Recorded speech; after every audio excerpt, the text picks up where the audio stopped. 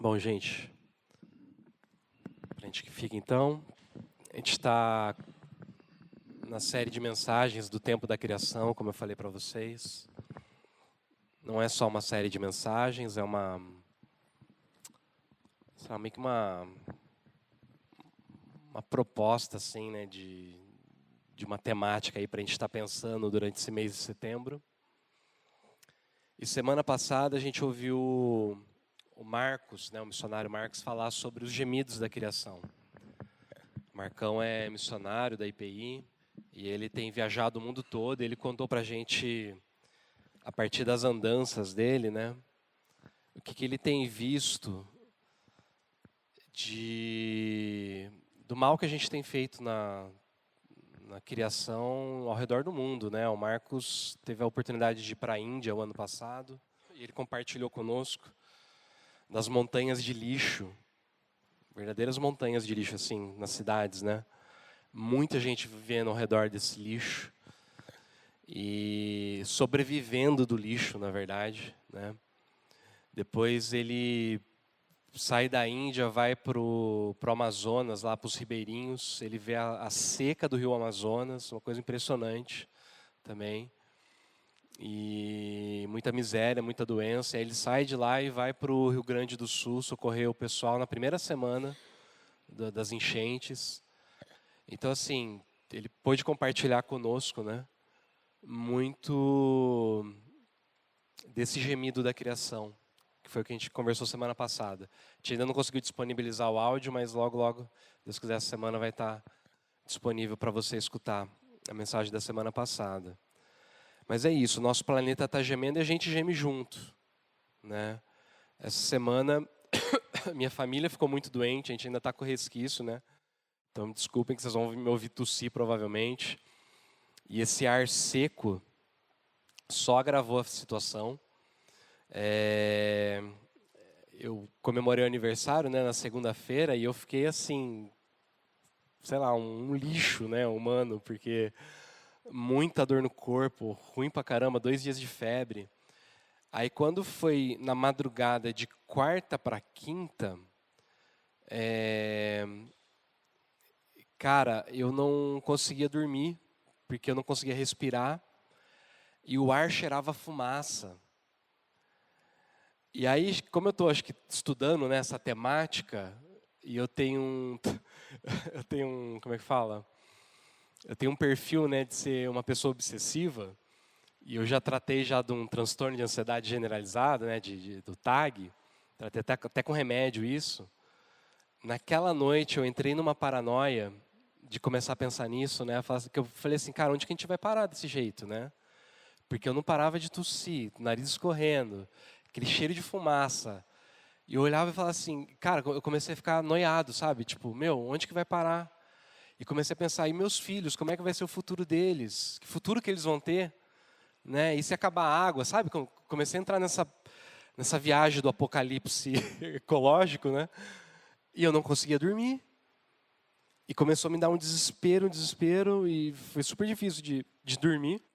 E, de fato, se a gente não tomar cuidado, o desespero domina a gente, né? Porque é tanta notícia alarmante e os efeitos no corpo são tão dolorosos, né? Que facilmente a gente corre o risco de afundar, sabe? Você se afunda nessa coisa de ficar super preocupado e, de repente, esse medo te paralisa, ou você entra num vitimismo. E a proposta, na verdade, do tempo da criação, tanto é que o tema, né, não sei se vocês viram aí, é esperançar. Não é a gente entrar nessa noia de ficar só na preocupação, mas nós somos pessoas de fé e nós temos esperança. Então, como é que a gente pode, diante desse cenário caótico que a gente está vivendo, ter esperança? E o que aconteceu foi o seguinte, no dia seguinte, na quinta-feira, eu fui orar. Eu fui orar, tipo, desesperado, falei, Deus, eu não tô aguentando, manja. Tipo, eu falei, cara, eu tô percebendo que eu tô entrando no meu looping aqui, né, de ficar, sabe, assim, super ansioso e preocupado, eu não tô conseguindo. Eu falei assim, me fala comigo. Eu falei, Jesus, fala comigo, sabe, me dá esperança, me faz acreditar que pode ser diferente. E ele falou comigo. Não foi nenhuma voz, não foi nada, mas assim, eu orei, aí eu abri a Bíblia e eu li esse texto que eu quero compartilhar com vocês. Eu quero compartilhar um pouquinho daquilo que Deus falou comigo, porque teve um versículo que foi suficiente para acalmar o meu coração, para me devolver a esperança. Eu quero compartilhar isso com vocês, então, nessa manhã. Está lá em Miqueias, capítulo 4, do verso 3 ao 5, e diz: Ele estabelecerá justiça nas nações mais conturbadas e resolverá disputas em lugares distantes. Trocarão as espadas por paz, as lanças por rastelos e enxadas. As nações vão parar de guerrear umas com as outras. Não vão mais aprender a matar umas às outras. Cada homem poderá sentar-se debaixo da sombra da sua árvore, e cada mulher cuidará em paz do próprio jardim. O Senhor dos exércitos de anjos diz isso, e Ele quer dizer isso mesmo. Enquanto isso, todos os outros povos vivem como querem, escolhendo seus deuses, mas nós vivemos honrando o Eterno e somos leais ao nosso Deus para sempre. Essa é a palavra de Deus. Amém. Pai, abençoe essa palavra, Deus, que ela fale conosco, que ela dê esperança, meu irmão e minha irmã, assim como deu para mim, meu Pai, essa semana, em nome de Jesus. Amém. Bom, nosso tema hoje é Veja o Futuro da Criação. E eu quero, primeiro, olhar com vocês nesse texto a respeito daquilo que Deus vai fazer. Então, o comecinho aqui do texto diz: Ele estabelecerá justiça nas nações mais conturbadas e resolverá disputas em lugares distantes. Trocarão as espadas por paz, as lanças por rastelos e enxadas. As nações vão parar de guerrear umas com as outras. Não vão mais aprender a matar umas às outras. Gente, pegando esse versículo assim, retirado do contexto, pode parecer que Miqueias é o tipo de profeta good vibe, né? Que fala coisas boas e agradáveis e legais. Mas a verdade é que é exatamente o oposto disso. Miqueias era o tipo de profeta que não tinha fã-clube, não era convidado para nenhuma festinha, não tinha nenhum seguidor, nenhum admirador. Miqueias era o cara traga prazer do rolê. Por quê? Porque ele era aquele chatão que chamava atenção para aquilo que ninguém quer ver. Se você ler o livro todo, você vai perceber que é exatamente esse o perfil de Miqueias. Ele é o cara que fala coisas desagradáveis. E para a gente entender, a gente tem que entender o seguinte: quando Miqueias escreve, a Síria era a grande potência da época. E a Síria era um povo assim, muito sanguinário. A principal arma deles de guerra era o terror psicológico. Eles eram assim, extremamente perversos com os inimigos deles. Então, eles ganhavam a luta no psicológico total. Porque eles pegavam assim, algumas pessoas, né, eles faziam coisas tão absurdas com as pessoas, que quem estava do lado de dentro de uma cidade fortificada ficava com medo, sabe, de ir para a guerra com esses caras, porque eles eram muito ruins. E o que acontece? A Síria tinha atacado Israel, mas eles não conseguiram entrar na cidade. E aí, por conta disso, então, por alguns anos, ficou um bom tempo de paz até, sem ter nenhum ataque. E o que aconteceu? Isso fez com que prosperasse uma elite do povo judeu que começou a enriquecer de um jeito que não era muito legal. O que eles faziam?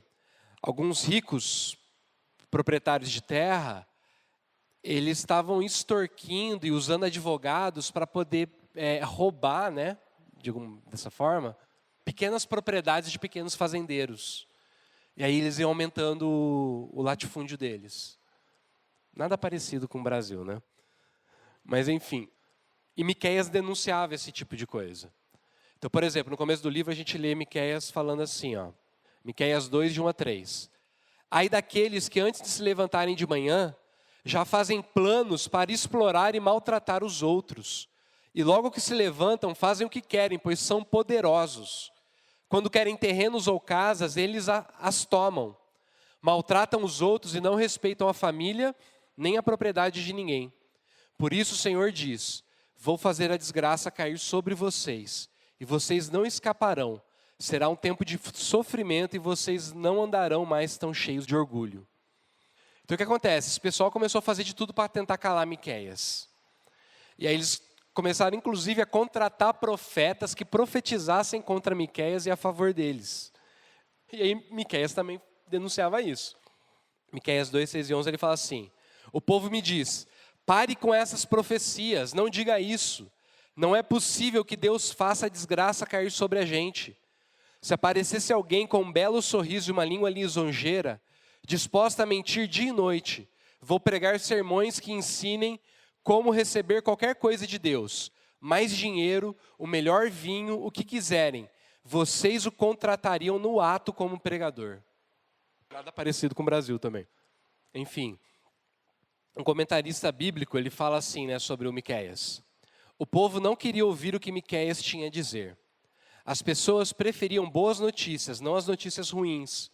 Por isso queriam uma pregação com uma promessa de prosperidade material, mas não uma palavra profética a respeito de sua pobreza espiritual. Queriam pregadores como os descritos em 2:11, alguém com um belo sorriso e uma língua lisonjeira, alguém que lhes dissessem como conseguir de Deus tudo o que eles queriam. Ou seja, Miqueias não é um cara popular, porque ele denuncia a injustiça, a exploração, e praticamente todo o livro dele é marcado por sentenças de juízo de Deus, o castigo de Deus e a condenação, o que Deus ia fazer. E que de fato aconteceu, depois de um tempo. Mas então a gente chega nesse pedaço que eu li, que destoa. E a gente percebe, Miqueias não está falando do contexto imediato dele, porque senão ia ser uma contradição. Então ele não está falando do que o povo está vivendo ali na hora. Ele está falando do quê? De um tempo futuro. Um tempo futuro no qual, quando começa o versículo, fala que o monte do templo vai ser o mais alto de todos. Ou seja, está falando que Jerusalém vai ser o lugar mais importante da terra. Vai ser a referência, vai ser o lugar onde todos vão buscar alguma coisa. Por quê? Porque nesse lugar, nesse destino, o rei messiânico, ele vai trazer conhecimento e direção para que as pessoas vivam uma vida boa. E aí é nesse contexto, então, que a gente pode entender que ele está falando, olha, esse rei que vai vir, ele vai estabelecer a paz nas nações mais conturbadas. É ele que vai fazer com que os povos parem de guerrear. Ou seja, tem uma promessa futura de Shalom. Eu tenho falado isso aqui na igreja, Shalom muitas vezes é traduzido como paz, mas é mais do que paz. Shalom significa tudo, relacionamento, saúde, fartura de comida, de bebida, você ser realizado no teu trabalho, você viver com dignidade, com respeito, amor. Shalom significa a vida plena, íntegra, abençoada, a vida do jeito que ela tinha que ser. Shalom é o que era lá no Éden, e o pecado destruiu. Isso era Shalom. Então, quando o rei messiânico, o que ele vai fazer? Ele vai restabelecer a Shalom, não só para Israel, mas para o mundo todo. De tal forma que ele vai ajudar as nações distantes, que estão em conflito, a resolverem seus problemas de uma maneira justa, e instrumentos de guerra vão virar instrumentos de cultivo. Isso é o que ele vai fazer. Agora, como que isso vai impactar a nossa vida? E esse foi o versículo que me pegou. Cada homem poderá sentar-se debaixo da sombra da sua árvore, e cada mulher cuidará em paz do próprio jardim. O Senhor dos Exércitos de Anjos diz isso, e Ele quer mesmo dizer isso. Sabe que quando você lê a Bíblia com o coração aberto, às vezes a gente lê a Bíblia, mas às vezes a Bíblia lê a gente. E esse versículo foi ele que me leu, entendeu? Foi ali que Deus falou comigo. Porque lembra que eu compartilhei que quando eu fui para ler a Bíblia, eu estava super ansioso, pensando assim, cara, o que vai virar esse mundo, manja? Como é que vai ser? Tá indo de mal a pior e tal, e cada vez mais difícil. E aí eu comecei a viajar nesse apocalipse ambiental. Mas quando eu li essa passagem, e aí eu lembrei a diferença que faz a sombra de uma árvore. Uma árvore. Se você já esteve assim num lugar totalmente aberto, com sol muito forte, você encontra a sombra de uma árvore, é uma alegria. E aí eu percebi também assim o frescor que traz um fruto, uma tangerina, uma melancia. Como que parece que restaura o corpo, né? É impressionante, cara, o poder da natureza. E aí eu comecei, a partir disso, me lembrar de histórias de indivíduos que depois afetaram comunidades e acabaram afetando biomas e ambientes ali que eles viviam. Cara, eu lembro de uma história de um cara que ele estava, acho que no Peru, eu acho. E tinha um lago perto da casa dele. Esse cara era químico. Ele começa a limpar, tipo um lago assim, que você olhava de cima, estava todo verde por causa de alga, né? Sabe quando está todo verde assim, e o lago morreu. E o cara começou a limpar o lago, sozinho. Começou a limpar. Aí ele começou a estudar, começou a envolver a comunidade. Cara, ele foi criando uns filtros, uns negócios, um cara sozinho. Depois com uma comunidade junto dele. Eles limparam um lago e, cara, assim, coisa de... Como que a natureza ela se recupera rápido também, entendeu? E aí comecei a lembrar de várias histórias dessas, assim, sabe? Várias histórias. E a esperança começou a voltar para o meu coração. E o que eu fiquei refletindo é o seguinte, o que aconteceu comigo? Sabe o que aconteceu? Essa imagem de um homem debaixo da sua árvore, uma mulher cuidando em paz do seu jardim, esse negócio capturou minha imaginação. E a imaginação é um negócio muito poderoso. Com a minha imaginação em outro foco, eu consegui ganhar um outro jeito de enxergar as coisas, uma nova perspectiva sobre a situação. E com isso surgiram novas possibilidades dentro de mim. É isso que a literatura apocalíptica faz com a gente. Por quê? A palavra apocalipse quer dizer tirar o véu. Quer dizer você descortinar, você enxergar o que está por detrás do que está escondido atrás daquele véu. Então, quando João escreve Apocalipse, o que o Apocalipse faz é tirar o véu. É fazer a gente olhar para as coisas de uma nova perspectiva e a gente enxergar coisas de um jeito diferente. E esse texto que eu li, ele é um trechinho apocalíptico. Está falando do rei futuro, está falando do Messias prometido. E essa visão, ela me ajudou então a fazer com que cada coisa ganhasse o seu tamanho, o seu lugar e o poder na medida certa. Não sei se vocês estão entendendo, mas assim, eu percebi o seguinte, quem vai resolver, quem vai estabelecer justiça nas nações conturbadas, aquelas nações que estão brigando por causa de petróleo, que eles não querem abrir mão do petróleo, é o rei. Não sou eu, é o rei. Ele tem poder para isso.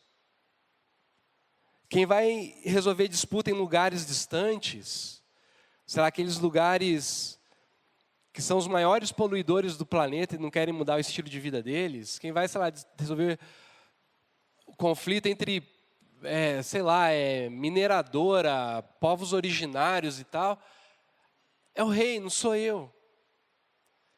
Gente, rapidão, assim, pode parecer bem egoísta o que eu estou falando, mas só para vocês entenderem. Para um cara obsessivo que está numa crise de ansiedade, é extremamente libertador você entender que, cara, eu não dou conta de resolver esse negócio. Eu não preciso dar conta. Vocês estão entendendo? Eu consegui dimensionar a coisa e aí, tipo, isso calmou meu coração. Eu falei, peraí. Quem tem poder para resolver esse tipo de coisa não sou eu, cara. Tipo, está nas mãos de outra pessoa. Só que isso não quer dizer que a gente não pode fazer nada. Também a gente não pode também, tipo... Isso, como eu falei, me ajudou a dimensionar as coisas. E aí eu percebi o seguinte. Eu posso não dar conta de estabelecer justiça nas nações mais conturbadas do mundo. Mas eu dou conta de estabelecer a justiça na hora do banho. E fazer com que as crianças parem de brigar e que elas não gastem tanta água assim, por exemplo. Entendeu? Eu posso não dar conta de, sei lá, resolver disputa em lugares distantes, né? Como eu falei, com povos originários e tal.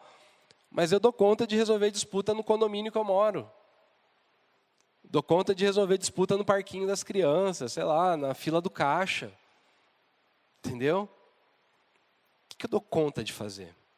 E o que eu posso fazer? Eu posso votar direito, por exemplo.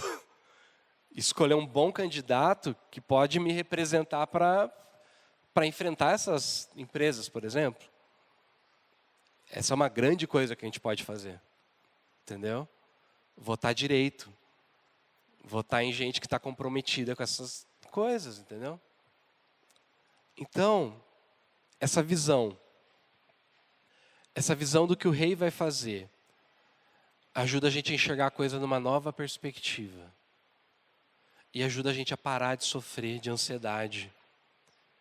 E aí a gente se torna, então, forte, sabe, assim, fortalecido para fazer a nossa parte. Aquilo que a gente dá conta de fazer. Então, o que nós precisamos fazer? Meu terceiro ponto. Enquanto isso, todos os outros povos vivem como querem, escolhendo seus deuses. Mas nós vivemos honrando o Eterno e somos leais ao nosso Deus para sempre. O que os outros vão fazer, foi isso também que Deus falou para mim, não importa. Eu não tenho que querer dar conta dos outros, entendeu? Que deuses que eles vão escolher, e aí de que jeito que eles vão viver a vida deles, eles vivam como eles quiserem. Né? Se eles querem escolher o Deus que vai destruir esse mundo no fogo, que vai mandar para o inferno quem não segue a cartilha da igreja e tal, cara, é problema deles. Sabe, esse Deus que não está nem aí para esse mundo e que vai só botar fogo em tudo? É problema deles se eles querem adorar esse Deus. Essa galera que adora esse Deus que, já que ele vai destruir tudo, tipo, não importa o que acontece com o planeta, né? Eu vou estar lá no céu, curtindo a minha mansão celestial no ar-condicionado, né? Então, tanto faz. A gente vive para honrar o Eterno. Aquele que, mesmo sem merecer, desceu até o inferno, suportou o incêndio da ira de Deus no nosso lugar, para que o nosso coração fosse incendiado de amor, e não de ódio. Deus que está disposto a apagar as chamas do inferno, sejam as chamas de uma língua que julga todo mundo, sejam as chamas do lixo, da folha que a gente bota, né? A gente tem que viver para apagar esse tipo de fogo. Se eles querem escolher o Deus que torna pessoas mais ricas, mais influentes, mais belas, para consumirem cada vez mais, para fazer um monte de coisa que eles querem, acumularem um montão de coisas, um monte de roupa, de sapato, de brinquedo, fazer um monte de lixo, o problema é deles. A gente vive para honrar o Eterno, aquele que sendo rico se fez pobre, para que através da sua pobreza nós fôssemos enriquecidos de generosidade, fraternidade, espírito de serviço. Que os outros vivam como quiserem. Eu e você, nós somos chamados a servirmos o Eterno com fidelidade. Nós vivemos honrando o Eterno e somos leais ao nosso Deus para sempre. Amém? Então que você possa, nesses tempos de desespero e de caos, trazer à tua mente sempre aquilo que Deus vai fazer. Ele vai restaurar esse mundo, Ele vai botar paz nas nações, Ele vai consertar tudo isso. Creia nisso. Creia nisso. E aí você descansa o teu coração e participa também. Domingo que vem a gente vai falar sobre como que a gente luta pela criação, a partir dessa visão do futuro. Tá bom? Vamos orar. Pai, obrigado por essa palavra, Deus.